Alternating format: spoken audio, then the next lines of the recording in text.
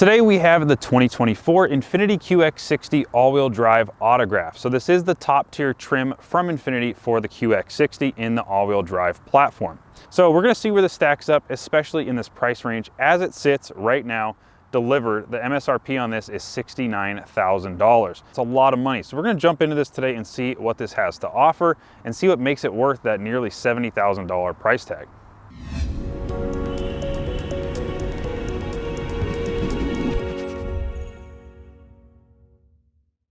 In the front of the QX60, the design has not changed since Infiniti unveiled the second generation design in 2022 for the 2022 model year. This does have some options that might not be on other vehicles, as such as the two-tone Moonbow Blue, which is a premium paint option for the autograph that is $695 from the factory.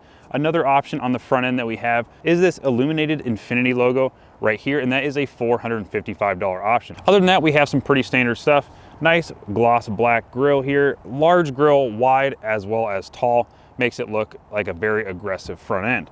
We have the Infiniti logo embossed down here in this chrome grille surround. We have our parking sensors here in the middle of the front end. We do not have functional side grills here. That is just for looks, just a gloss black plastic insert. So parking sensors, we have our front facing radar that is integrated into this lower grille that is functional, has a pass through to all your heat exchangers to keep your vehicle cool. For wheels and tires, we have a 20-inch machined aluminum alloy wheel that is specific for the autograph trim. Now paired to these wheels, we have a set of 255/50 R20 Hankook Dynapro HP2 all-season tires. For overall length, we're at 198.2 inches. For wheelbase, we're at 114.2 inches. And for overall height from floor to the top of the rails, we're looking at 69.7 inches. Now, when comparing that to some of the competition in this luxury SUV segment, like the MDX and the XT6, those are the two cars I'm really gonna compare today. So dimensionally, this overall length is gonna be shorter than the other two options. It's gonna be longer in the wheelbase segment, and then also right in the middle of the two MDX and the XT6 in overall height. Now, some features about the QX60 that make this thing special is since this is the autograph trim, you do get the two-tone paint color option. Like I mentioned, that is that Moonbow Blue, that two-tone paint, that's $695. And you also get the option of a black obsidian roof with optional crossbars, and that is only available on the autograph trim level. My favorite thing about this vehicle so far though, design-wise, is in the back we have this wraparound glass for the D pillar. So A pillar, B pillar, C pillar, and then your D pillar is actually hidden behind this glass. It just continues on back, and I don't know why more vehicle companies don't do this because it looks magnificent and it just adds to the overall design of the vehicle and makes it look a lot more sleek. On the back of the QX60, you get LED taillights standard on all trims, which is great because I think these look fantastic. Kind of carry on the same design as the headlights with that digital piano key design. LED, LED, and a longer LED on the trunk lid that is connected by this nice gloss black bar here. Kind of makes it all flow together, real sleek design. Kind of a low profile taillight that kind of just flows all the way across the side without having an actual LED go all the way across the span of the trunk lid. On the lower portion of the bumper, it is just a plastic bit, nice painted portion on the sides mimicking a exhaust outlet. Kind of weird because there is only one exhaust, and that is tucked under the rear bumper on the passenger side of the vehicle. Down below that, we have our license plate and our hitch receiver, as well as our wiring connection, and that is standard on the autograph. So you get standard 6,000 pounds of towing capacity on the autograph. For the Sensory, the trim level right below this one, it is a $900 option to get all this equipped, but you still get the 6,000 pounds towing capacity nonetheless. Now on the lower trims below the Sensory, you can get a towing hitch receiver, but that gets you only 3,500 pounds of towing capacity, and that does cost you $435. Under the hood, you're gonna find a 3.5 liter V6 motor producing 295 horsepower and 270 pound-feet of torque. Now this motor has been around for quite a while, but for 2022, they ditched the CVT and paired this motor with a 9-speed automatic transmission. Now this 9-speed automatic transmission is great, but I do find it much better than the CVT, but I do find that there is some things to iron out, and I'll touch on that later in my drive portion. I think there's just some kinks that Nissan or Infiniti need to work out with that 9-speed, but it's light years better than the CVT. Now this vehicle is equipped with the all-wheel drive. Each trim level can be equipped with front-wheel drive or all-wheel drive. In this current configuration, the all-wheel drive paired with the motor and transmission, you're gonna find 20 city, 25 highway, or 22 miles per gallon combined. So for legroom, we have 42.1 inches of legroom in the front, as well as 40.8 inches of headroom in this front seat. Now when comparing it to the MDX and the XT6, the QX60 has better legroom and headroom in the front seat. We have 8-way power adjustable as well as 4-way lumbar, and heated seats, and that is standard in all trims. Now the climate controlled or cooled seats are available on all trims minus the Pure, which is that lowest trim level of the QX60. Now, not only does the driver's side get four-way power adjustable lumbar, you also get four-way power adjustable lumbar on the passenger side, but only in the Sensory and the Autograph trim level. Now in the second row, you get less space than both the MDX and the XT6. So for legroom, you get 37.7 inches of legroom and 37.5 inches of headroom with the moonroof. So the headroom is where I find the biggest issue. Back here, I do find that if I sit straight up, even with the seat just a little bit reclined, I maybe have 1 inch in this little up divot in the roof line. I only have about 1 inch before my head touches, but if I turn to the side, I will hit where this handle and vent is up top. Now in the second row, we have captain seats, and this is exclusive for the Autograph trim level. You cannot get it on any other trim level. So driver side, passenger side, both heated as well, but you can get that in the Sensory as well as the Autograph. But for the Sensory, it's just going to be the 2 outside seats, not the middle one.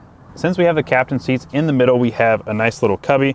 We have 2 cup holders that are connected in the middle, and then a nice deep narrow storage to store your phones, headphones, whatever it may be. In terms of comfort in the second row, I do find that these seats are fairly uncomfortable. There's not a lot of depth to them, meaning I don't feel like I'm sitting in the seat. I feel like I'm sitting on it. The seat bottom is very flat, not a lot of bolster, not a lot of give to the seat. There's not a lot of cushion. And then the biggest thing for me is that the front of the seat cuts me off halfway down my hamstrings. I'm gonna jump to the third row and see how those stack up against the second row as well as the first row. Hopefully they're a little bit more comfortable than this second row, because I do find for the money, this second row is not comfortable at all. On the back of the seat, there's a button for the third row passenger to push.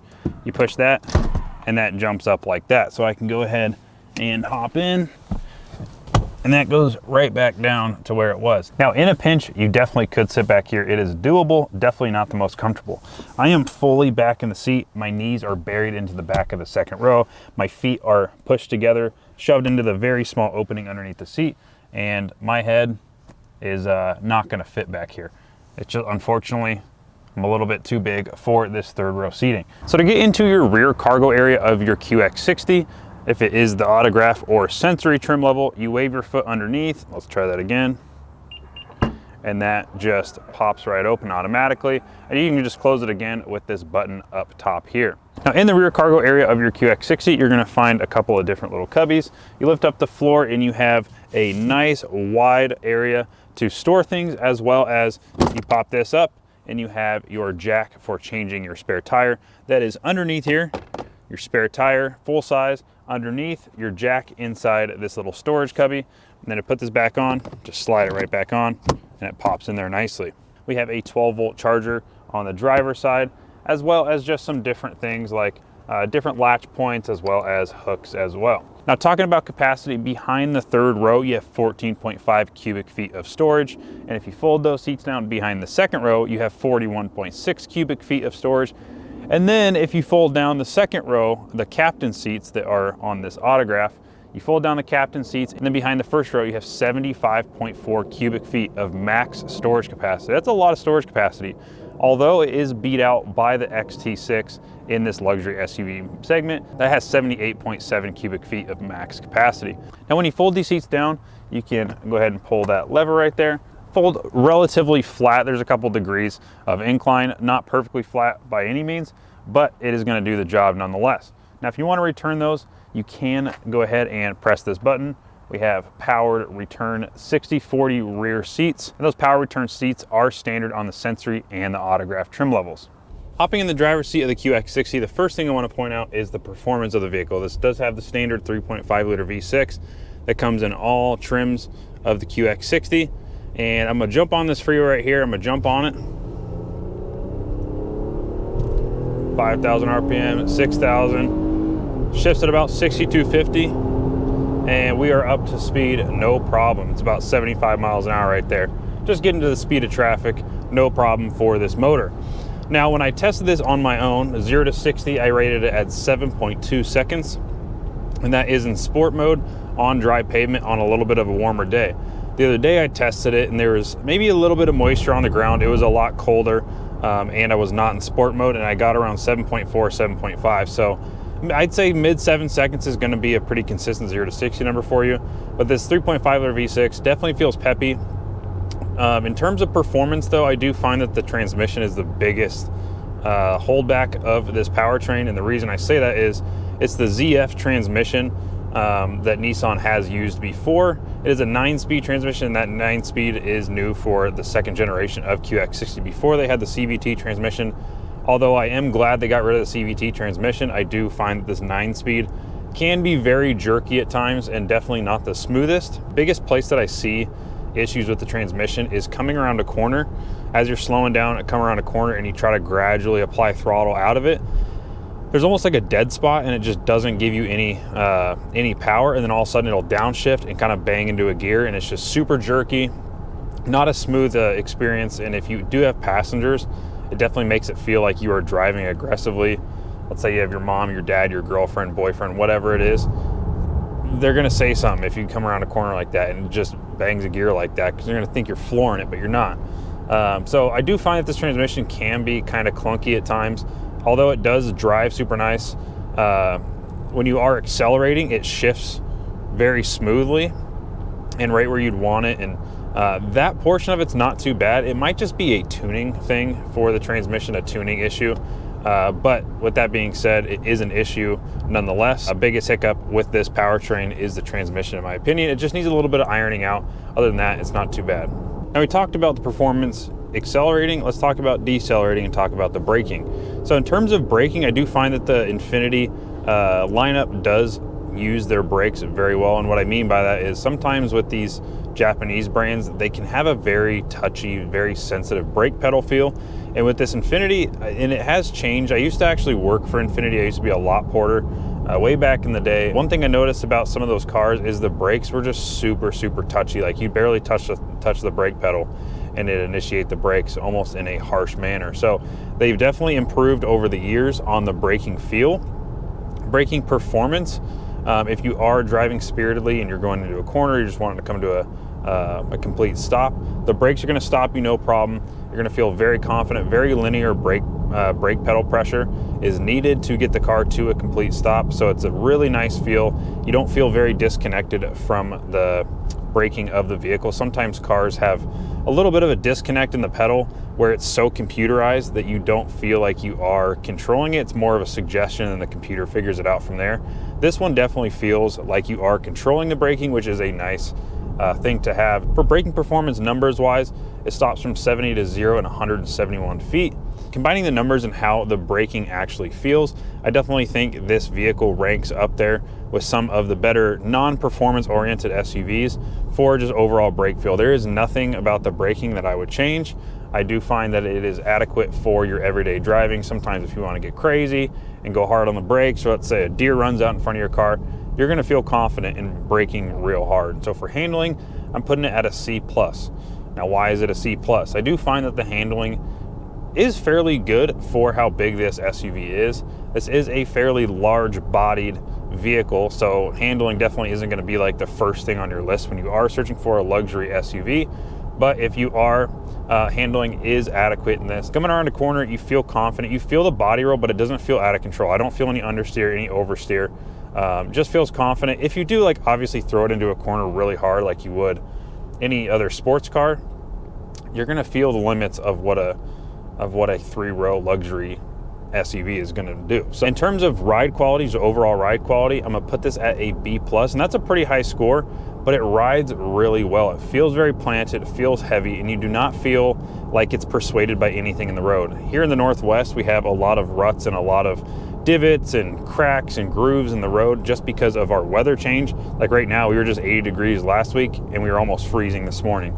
So those big temperature changes really take a toll on the roads out here in the Pacific Northwest, and some cars really don't handle that very well. They can be persuaded by cracks and grooves in the road, and you feel it in the steering. It kind of follows where the road is going.